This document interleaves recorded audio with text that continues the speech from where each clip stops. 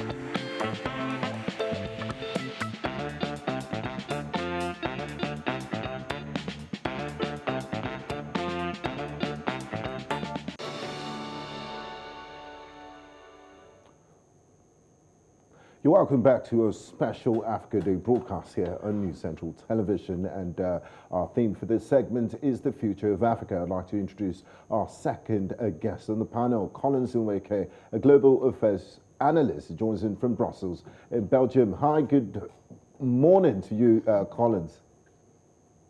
Very good afternoon to you. In the meantime, it's past midday here in Brussels, Belgium. Okay. So good day to you. It's nice to have you. Now, Collins, the world is moving away from fossil fuels to renewable energy. And we do know that a lot of African economies are dependent on their monoproduct economies. They're dependent on the exporting of commodities and some of its minerals. Now, looking at the future of Africa, what does Africa need to do in order to be economically competitive as the world moves beyond fossil fuels? Well, there are quite a bit of, a bit of things that Africa needs to do. And I think at this point in time, Africa has got to think for Africa. And when I say that, essentially what I'm talking about is Africa having to, make a very objective and fair assessment of what is in the best interest of Africa. Now, in doing that, Africa has got to realize, of course, that it is not operating in a vacuum, that it is not an island. So it's got to take, the global economy into consideration. But that doesn't mean that Africa has got to add, that Africa has got to take decisions that favor mainly the Western economy. And that is where platforms, such as World Economic Forum, that's where they come in terms of actually putting all the cards on the table and making a more objective assessment. I'm going to be more specific because you talked about fossil fuel and the rest of them. Take, for example, the issue of renewable energy and all of that, where Africa is expected to give up the use of firewood in cooking and looking for more sustainable alternatives because it is good for the environment. Nobody, actually argues that. But the point is that you've got to ask, the man and the woman in the villages in Africa, to what extent they are ready to give up the use of firewood and, transiting to more sustainable alternative. Now, I say this simply, I give this example simply to say that the gap between the developed and the developing economies is so very huge that it is unrealistic to expect Africa to give up certain things because it favors, the global economy. So that is very important, just by way of putting that in context. I know that in the course of the conversation, will be, there will be the possibility to get down to the nitty-gritty. But I thought I should put the context, in that perspective. All right, Collins, I'd like to stay with you. I know you're in Brussels right now, Belgium, but you're from the West African region. And so far, during our 2 hours belt for this special broadcast, our panelists have emphasized on the fact of bad governance, especially in the West African region and, of course, generally in Africa. Now, we look at electionary periods that are characterized by vote buying. So how do we, for the future of Africa, generate a better crop of young leaders, so to say, in Africa? Very, very important question, Rita. Indeed, bad governance is a major impediment to development in Africa. Now, there are 2 ways of looking at it. One way is giving up hope on the current crop of leaders that have failed Africa and are not showing any signs at all of turning a new leaf, and then putting the hope on young people who are actually in Africa but are open to the good governance taking place in other parts of Africa, because the world has become a global village. And so, you cannot keep away from them the realities of what is happening in other continents, in other, democratic space. Now, I would say that you have to find a middle ground between these 2 extremes. The current crop of leaders, I think amongst them, there are a few. I mean, you really have to search very hard to find them, but there are a few that are willing to actually turn the new leaf. And the young people in Africa have got to actually understand the potentials that they have. And that potential lies in the population.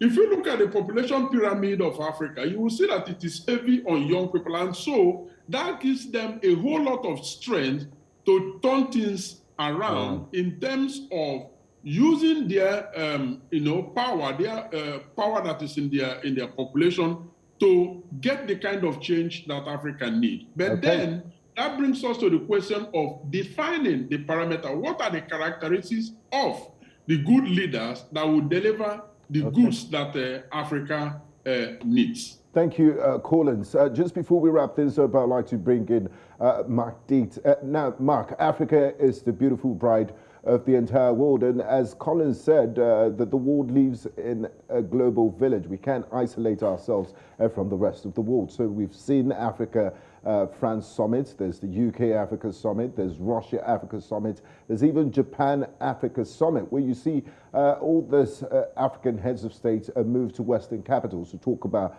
business integration and a water view. In dealing with all these countries from the perspective of the beautiful bride, how should Africa take advantage of this relationships, and how do we make them mutually beneficial to us as a continent? Yeah, that's a great question, Gbenga. It seems to me that one of the challenges for post-colonial African states has been to create this linkage between the nation, between the people of the country, and the state and the state leaders, the state officials, in order to be able to hold them accountable. And the longer that that African leaders basically frame their interests vis-a-vis the donors, vis-a-vis the West, whether it's the West or China, right? Then those African leaders are going to be responsible and in some cases sort of held accountable to those foreign leaders, those foreign institutions, instead of their own people. And so I think this is one of the great challenges. The historian Basil Davidson referred to it as the black man's burden. This idea of taking the colonial and the post-colonial nation state and the legacies of the colonial partition and nation building to create these linkages between the nation, between the people of the nation, whether it's Ghana, Nigeria, Sierra Leone, whatever the case may be, to create that linkage between the leaders and their people, between the institutions and their people.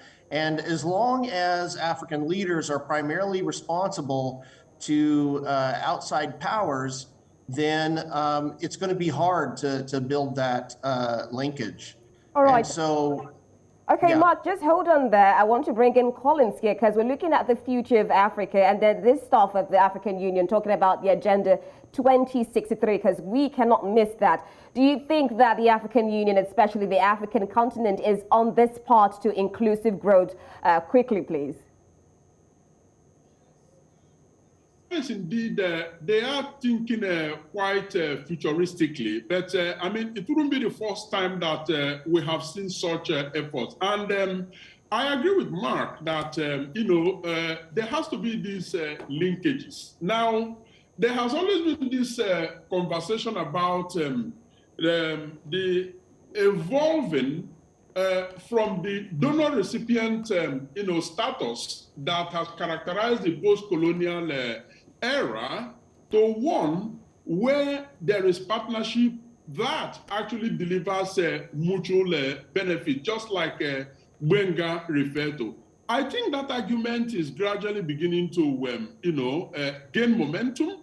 And I believe that actually that is the way to go, because essentially, Africa can actually move away from that dependency culture that has deliberately been created by the West to one where business is done and both sides actually benefit. Now, the African Union stands a very, very important, position in helping to achieve that. And Paul Kagame has actually outlined, part of the steps that they want to take towards that. And in the last Africa AU summit that, took place, in Brussels, here in Brussels, I mean, quite some significant, steps more in the area of concepts because we have seen that we're yet to see the implementation. Yes, we are yet to see the implementation, and I must say that commendable steps